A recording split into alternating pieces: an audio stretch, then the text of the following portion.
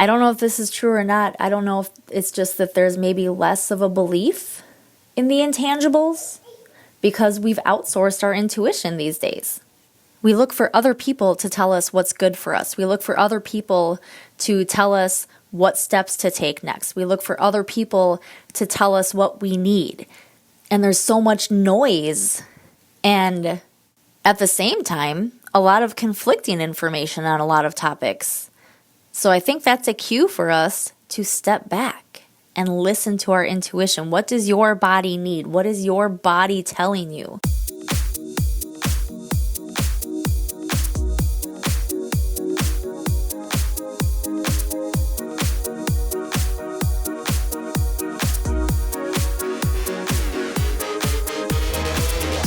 Welcome to the Energy Within podcast, helping you to embrace your weird, beat imposter syndrome, and take action on your soul's purpose.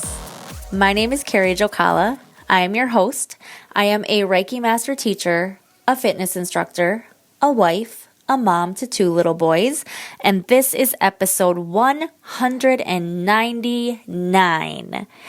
And I don't know if I'm going to get a little ranty today or not. As I was prepping mentally in my head for this episode, I ended up on a big tangent. So hopefully as I'm actually putting my thoughts together in vocalized words now, it'll come out in a way that makes sense and doesn't end up off the rails. So we're going to talk about the energy of moving your body, which may sound simple, yet oddly seems to be a topic that can get people all heated and upset lately. So here we go. In fact, this seems so simple that I almost don't know where to start because I have a lot to say, but I don't quite know where to begin with it. So let's just start by talking about how moving your body is an important and really easy way to shift your energy. If you are feeling in a funk, if you are actually low energy, physically moving your body helps to move that stuck energy and give it somewhere to go.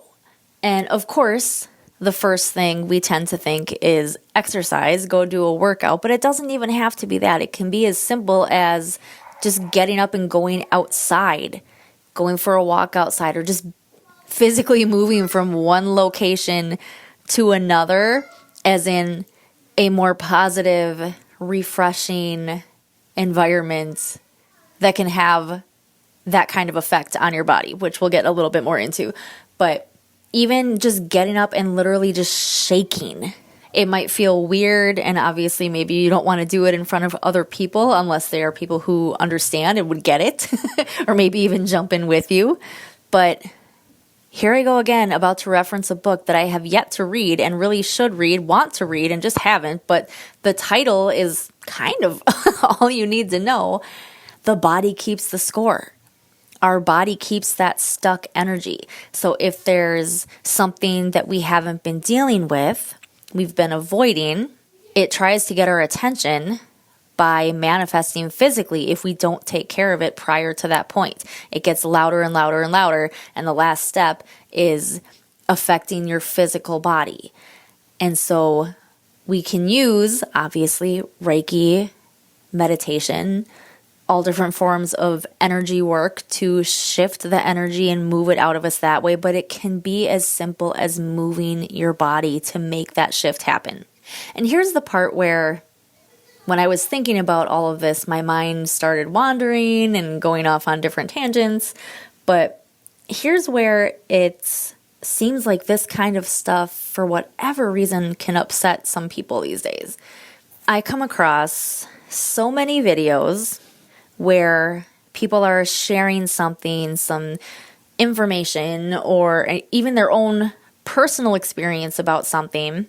And it blows me away how many absolutely negative comments there will be on these videos.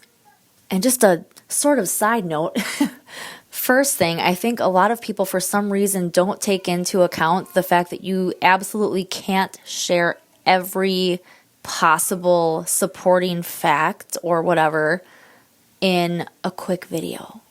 That there's almost always more to the story. Yet we're thinking that what we see encompasses everything there is to know, or that these people don't know what they're talking about because they left this out. And I'm all for critical thinking, but I think we need to take a step back, and there needs to be a level of understanding as well.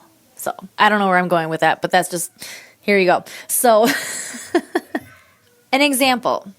I've seen a couple different videos from different people come up about the importance of grounding. So that physically shifting your environment that we were talking about just a minute ago, going from inside your house to just outside and starting to do more of that barefoot, getting your feet on the earth, in the grass, in the dirt, and just listing off the positive effects of grounding. And I'm that person who goes and looks at the comments. I should probably stop, but I'm always just curious to see what people have to say. And so much of it was negative. People saying it's a load of BS. People angrily asking for a source to prove these benefits that the person was sharing. Someone else trying to scare everybody by saying that it's dangerous to be outside barefoot because there's parasites in the ground that are going to make you sick. I encourage you to go back, if you need to the episode I just did on fear. And maybe there's more for me to say on that in a future episode. There comes a point where we have to become aware of how disconnected we might be, not just from nature, but from our intuition. So many people say that they are out of touch with their intuition, that they don't trust themselves, that they don't know how to listen to their intuition because they feel like they always get it wrong. And that should tell us something right there, that we need to take a step back collectively and get back in touch with our intuition. The angrily asking for a source got me a little bit, I don't want to say fired up, because I'm not someone who's getting mad, and I'm not mad enough by any means to leave any comments to anybody. I just read through it, think my thoughts, and move on. But I do find it interesting enough to note that we've become disconnected from the world around us, from nature. If we can acknowledge how interconnected everything else in nature is, it only makes sense to me to understand that we are also a part of that too, and can receive these same positive benefits. That we benefit from sunlight, that we benefit from having our feet on the ground, that we benefit from the natural rhythms and cycles that exist in nature, that we are included in that, we are a part of it. That only makes sense to me. And I'll say again if I need to, I'm not here to convince you of anything or say that you need to believe me or agree with me, but that's just what makes sense to me. And I'm kind of semi-quoting a meme that I saw that just made a lot of sense, that it's so weird that we've become collectively so disconnected from nature that there are so many people out there who need and basically demand a scientific source proving that nature or other things like exercise are beneficial for us, and that they can actually have a measurable effect on our energy, on our emotions, on those intangible things. I don't know if this is true or not. I don't know if it's just that there's maybe less of a belief in the intangibles because we've outsourced our intuition these days. We look for other people to tell us what's good for us. We look for other people to tell us what steps to take next. We look for other people to tell us what we need. And there's so much noise and at the same time, a lot of conflicting information on a lot of topics. So I think that's a cue for us to step back and listen to our intuition. What does your body need? What is your body telling you? To go a step further with that, I saw another video. I don't remember the actual video, but I remember the comment that I saw on it. And based on what the comment is, the video had to have been something to do with showing how exercise can have a positive effect on things like depression. I don't know if it mentioned anything else, but I know that was one of them, because the comment was angrily demanding a source proving that that's the case. And here's the thing. I briefly thought myself of whether or not I should look up any articles or anything like that to help add some of those tangibles, those scientifically proven things in examples for shifting your energy. And I decided not to, because this is a call to start trusting your intuition again, to listening to what you feel, to listen to what you think.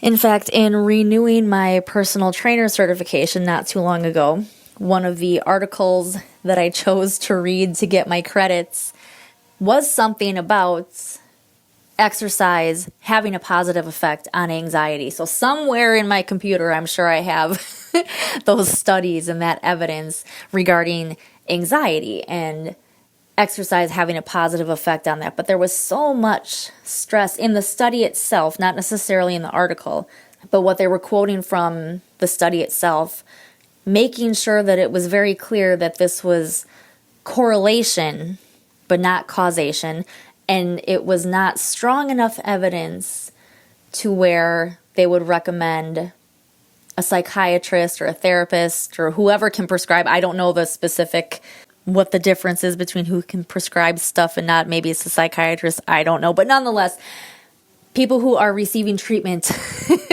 mental health treatment for their anxiety, this study apparently was not strong enough causation shown for them to recommend that doctors would prescribe exercise as a way to help with anxiety.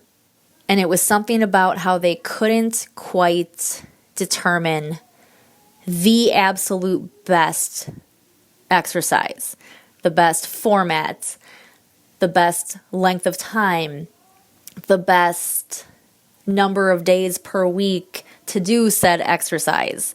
Yet at the same time, mentioning that it didn't matter what the study participants did, what kind of exercise they did, how long they did it for, how often they did it per week. They all had some sort of measurable positive effect on their anxiety symptoms.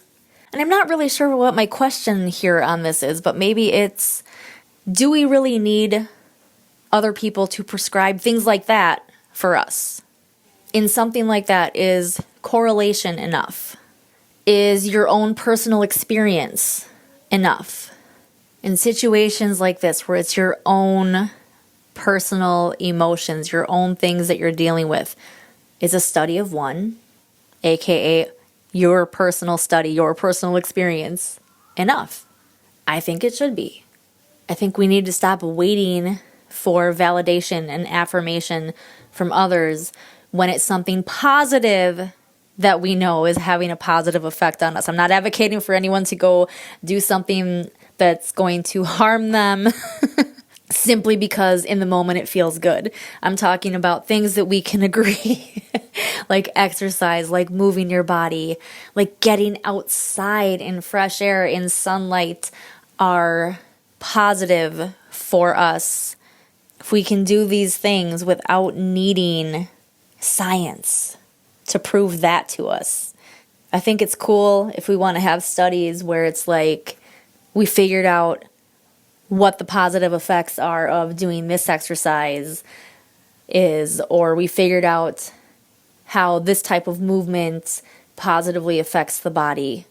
We figured out what chemicals are being released when this activity is happening. But I don't think we should need it as a replacement for our own personal intuition, for our own personal experience with it. And as a personal example, I know this isn't quite the same, obviously, as dealing with depression and then having a change in your mood and your emotional health due to exercise, but something we can all tend to experience no matter what, having a really awful, really challenging day, and then having to go do something, maybe to go work a job, or maybe you have a family function to go to, or something like that, where you have to put on your best face, be a little bit more high energy than you might be feeling. So in my personal example, many times, not often, not a lot, but plenty of times, because I'm human like anybody else, when I've been going to teach my group exercise classes, and I happen to not be having a good day. And my normal self, I'm real bubbly, I'm upbeat, I'm inserting dance moves where they don't belong. Sometimes they're intentionally bad. And I'm like that often enough to where if I'm not like that, people would probably know that something's a little off. And in a job like that, your energy affects everything else about how the class goes. And it affects how your participants feel. So I'm not one for faking anything, but you still got to put your best foot forward. We can't deny that. There are still situations where you have to put your best foot forward. Be the best version of yourself you possibly can, ideally without having to fake anything. But I will say that on those days when I've still wanted to work out, I've still wanted to be there, but I just haven't been in the best mood and it's been hard to psych myself up.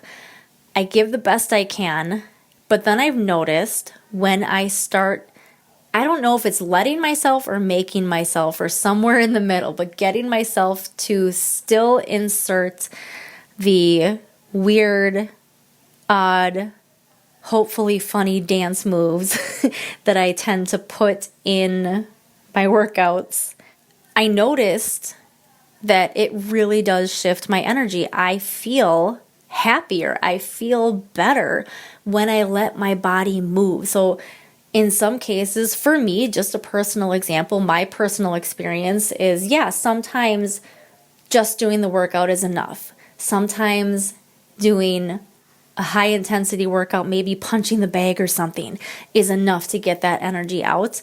And other times, I need to let loose. I need to let myself move. I need to let myself be silly because it really does make a difference.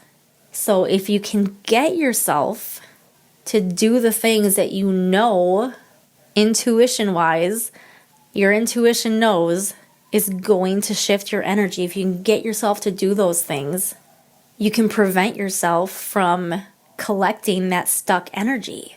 Here's another one that you might find interesting.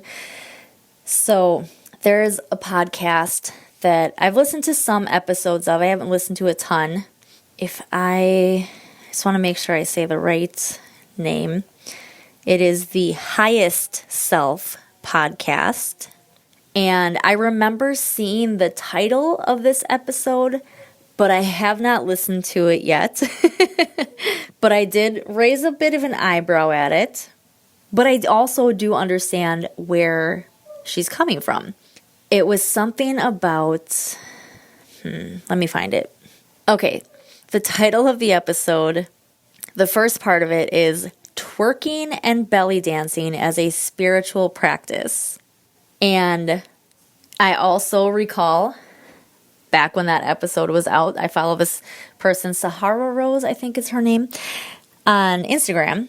And of course, like most podcasters do, she put out a video clip of the episode talking about that part, how twerking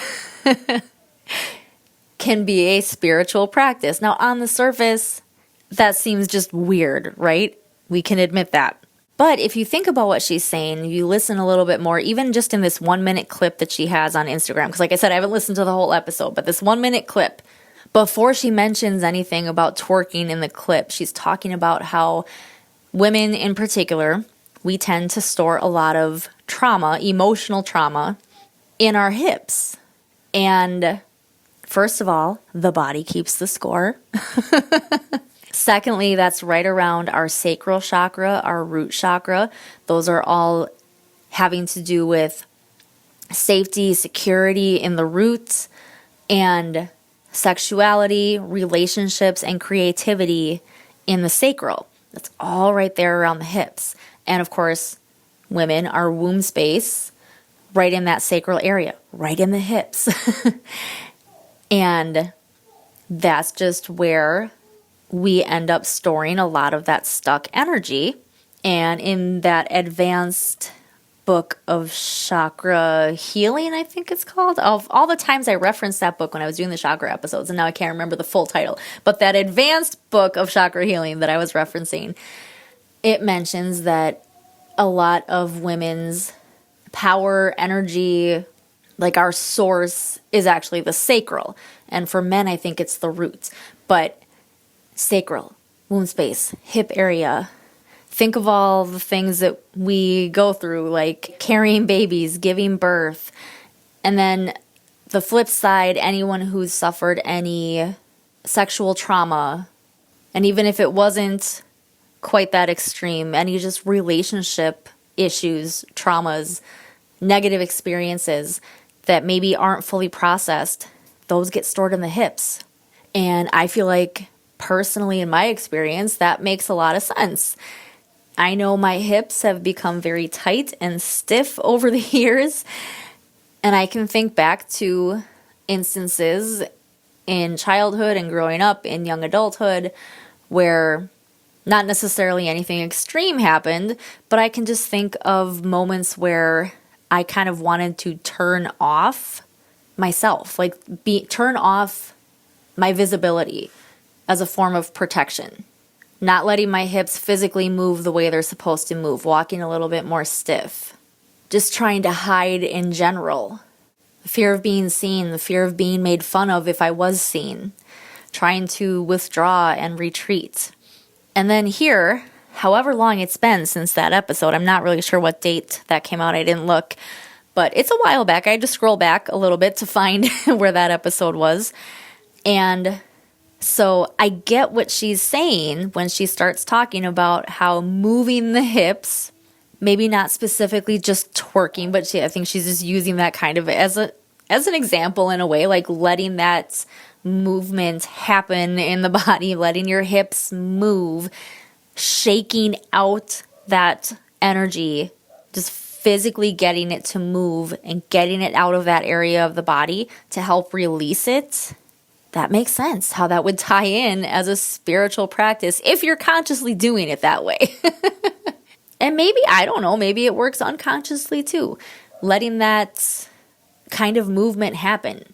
Even if it were to be not so much twerking, but even just getting up and letting yourself shake. Letting your hips move. But then, of course, there's people who aren't willing to view it that way. And I would never say they have to, by any means. Still not here to convince anybody of anything. But the flip side, the people who would just be like, oh, that's stupid. Someone took part of that clip and then tacked on different clips of people just laughing at the end. And all of the comments that I could see, I didn't scroll through all of them, there were a lot. Every comment that I saw was talking about how stupid that was and how ridiculous it was. I couldn't find one comment in support of what she was saying or trying to be like, hey, this is what she's actually really talking about. This is why she's saying that. None of it. It was just all, this is stupid. And I don't really know what my point in saying that is I'm not really trying to judge or critique or convince or sway or any of that. None of it. It's just putting it out there that we have different perspectives on the same thing. But I want to encourage you, if you're here, to just be open to seeing the possibilities, to trusting what moving the energy physically through your body can do for you. Learning to listen to your body. So like I already said, not waiting for someone else to prove to you that moving your body is going to help you, and trusting that you can figure it out. So yeah, there are going to be certain types of movements, certain types of exercise, certain amounts of sun. There probably are certain areas that you shouldn't be walking around barefoot. But let's just use intuition. Let's use logic, but let's use intuition too. Your body is always speaking to you. We've just blocked the connection so that we don't know how to listen all the time. If we look specifically at exercise as an example, there's always modifications that can be done. And I love the people who come to my classes and I give an exercise and I show some of the modifications that I can think of that would work well with it and still give the same effect if you can't do the specific first move that I showed. And then we start and I look up and they're doing something completely different, but they're still working the same muscle group because they know what their body is capable of. And I'm all about pushing yourself. I'm all about trying new things, not being scared of certain movements. But there's a balance between that and trusting your body's signs, trusting what you know you can do, and knowing what might not be beneficial for you. There is no one size fits all. There's never going to be a best exercise for everyone to do.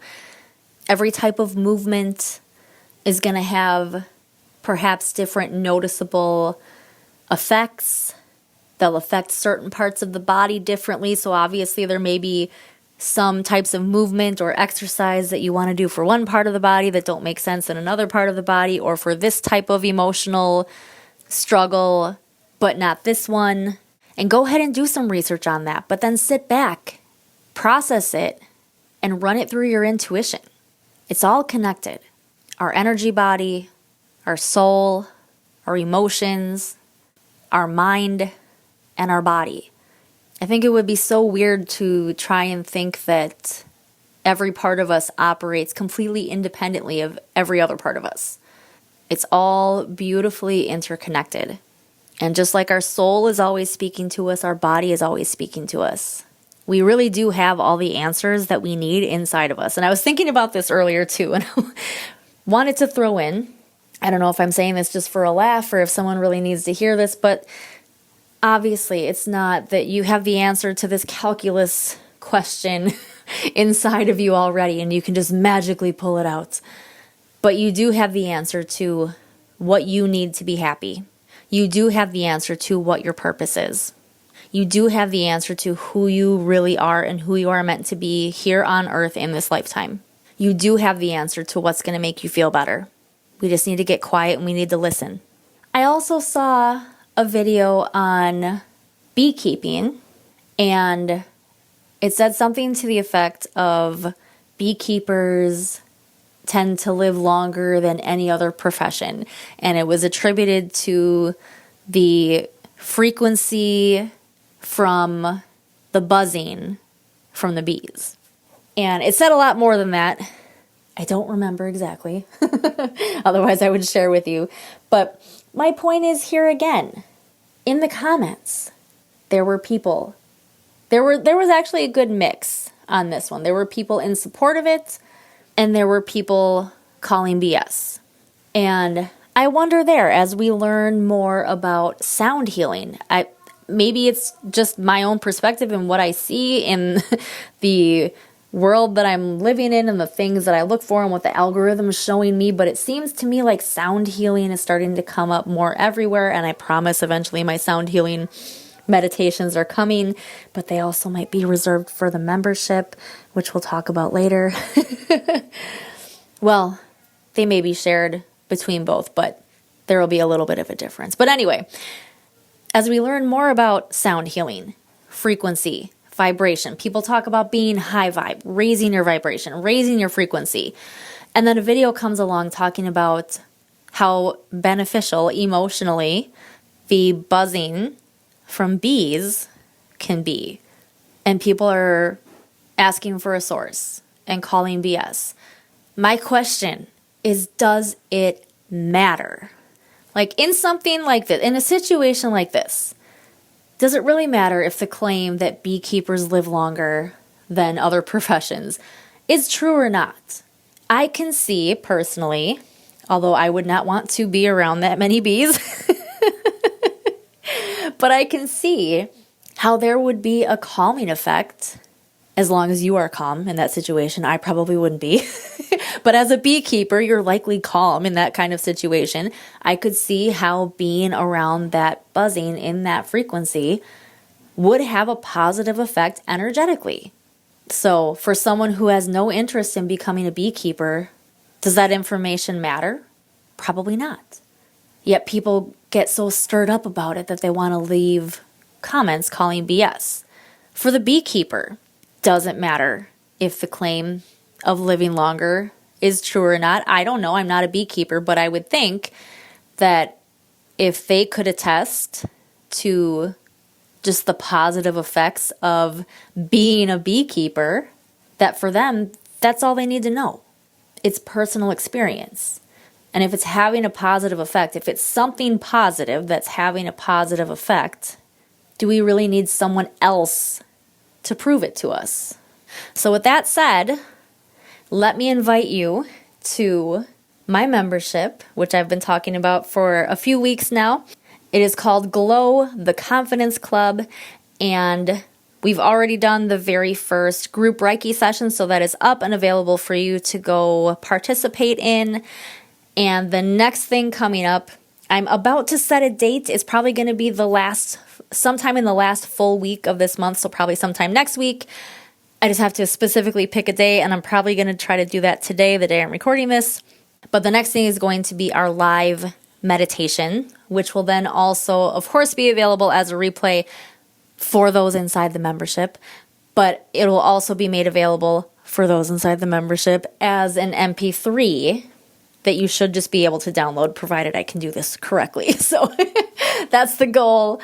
And I would love to see you there, love to help you on this journey to get you back in touch, to help you actually take some time out of your day to get quiet, go within, and listen for the answers. And you know why the answers are already within you. Again, you don't have to agree with me. You don't have to share the same beliefs as me, but I believe that we are all literal pieces of God. And no matter how you want to look at it, even if you look at it as God is inside all of us, God is love, God is the answer, which means the answers are already inside of us. So it just comes down to learning how to listen. And you can meditate. So even if you're someone who thinks you can't, you don't know how to get quiet, you can't stop your thoughts, it's not about stopping your thoughts. It's about learning to slow them down. It's about learning how to focus on what you want to focus on, because you do have that power. I promise you, you do. So let's start practicing that. Let's do this together. So you'll find the link for that in the show notes. I would love to see you in there. And if any part of this resonated with you, if any of this was helpful, please share it. Take a screenshot, do a screen flow, share it to your social media. Tag me at I am Carrie Jokala. And also, the next best thing you can do to help the show grow is to leave a 5-star rating and a positive review, because that is what boosts the podcast itself, particularly in Apple Podcasts. So that's where I'm going to leave it. Thank you so much for being here, and I will see you next time.